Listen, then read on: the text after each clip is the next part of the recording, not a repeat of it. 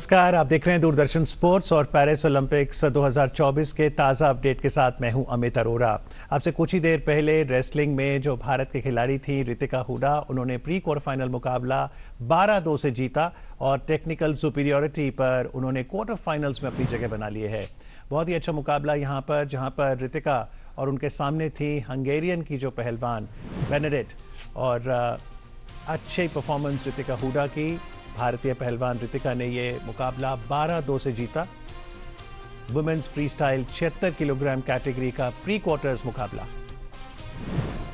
और 12-2 की जीत के साथ अब रितिका ने क्वार्टर्स में अपनी जगह बना ली है और ये मुकाबला आपसे कुछ ही देर बाद होगा। अगर वो क्वार्टर्स जीतती हैं तो सेमीफाइनल मुकाबला भी आज होगा और रेपेशाज और फाइनल के मुकाबले कल होंगे। चलिए, तो बात रही रेसलिंग की। आज गोल्फ में भी भारत के 2 खिलाड़ी थे जो प्रदर्शन कर रहे हैं। एक हैं अदिति अशोक, जिन्होंने टोक्यो में बहुत अच्छा प्रदर्शन किया था और चौथे स्थान पर रही थी, और साथ ही दीक्षा डागर। हालांकि आज जो राउंड 4 का मुकाबला हो रहा है वो वहां पर काफी पिछड़ रही हैं और इस बार उनसे पदक की तो उम्मीद नहीं की जा सकती। और मेडल विनर्स पर अगर हम नजर डालें तो बीते कल रेसलिंग से भारत को 6ठा मेडल मिला और मेडल दिलवाया अमन सहरावत ने। मेंस रेसलिंग में अमन सहरावत ने अपना ये मुकाबला काफी आसानी से जीता 13-5 से, और प्यूर्तो रिको के जो पहलवान थे डैरियन टोई क्रूज, उनको शिकस्त देकर कांस्य पदक अपने नाम किया। और एथलेटिक्स की बात करें तो नीरज चोपड़ा से इस बार बहुत उम्मीदें थीं, क्योंकि टोक्यो ओलंपिक्स में नीरज ने मेंस जैवलिन में गोल्ड मेडल जीता था, लेकिन इस बार उन्होंने सिल्वर मेडल जीतने में ही कामयाबी हासिल की। और जो थ्रो डिस्टेंस रहा वो भी हम आपको बताना चाहेंगे कि कितना दूर इस बार नीरज थ्रो कर पाए। तो ये उनका सीजन बेस्ट था। नीरज का बेस्ट थ्रो था 89.45 मीटर्स का। तो बैक टू बैक मेडल आया है एथलेटिक्स का। और शूटिंग में भारत को 3 पदक मिले हैं। मेंस हॉकी की बात करें तो वहां पर भारत ने इस बार ब्रॉन्ज मेडल जीता है, और विक्टोरियस जो टीम है मेंस हॉकी की आज वापस स्वदेश भी लौट आई है, और कप्तान हरमन हो, पूरी टीम के सदस्य हों, उनको बहुत बहुत बधाई।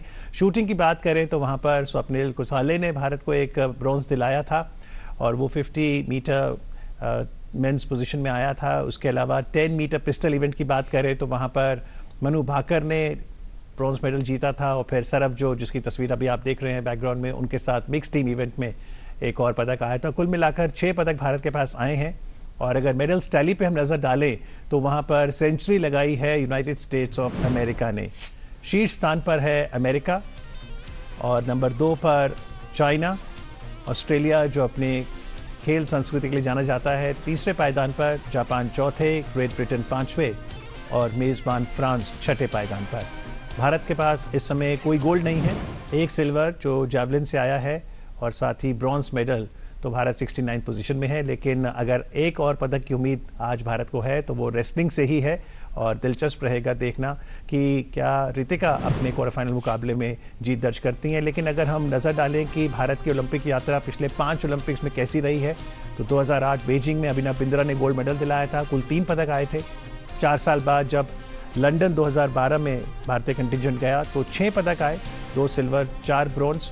रियो में 2 ही पदक आए थे, सिंधु और साक्षी मलिक वो मेडल लाए थे। टोक्यो में एक गोल्ड आया था जो कि नीरज चोपड़ा ने दिलवाया था, 2 सिल्वर थे रवि दहिया रेसलिंग में, साथ ही मीराबाई चानू इस बार वो चौथे पायदान पर रही हैं। और पेरिस में कुल मिलाकर अब तक 6 पदक आए हैं।